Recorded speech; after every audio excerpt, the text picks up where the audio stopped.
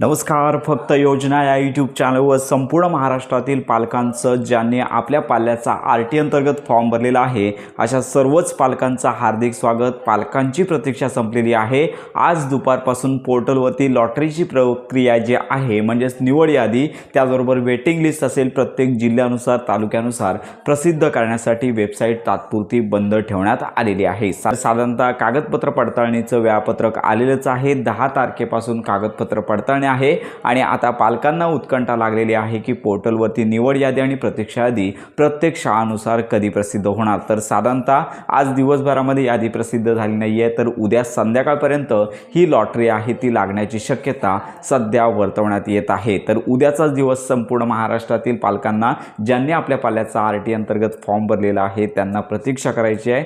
लवकरच आर-टी प्रवेश प्रक्रियेची लॉटरी लागणार आहे. तर अशा प्रकारची ही महत्त्वाची अपडेट आहे. पालकांना लॉटरी लागल्यानंतर कशी लॉटरी पाहायची याचा व्हिडिओ आपण यापूर्वीच दिलेला आहे.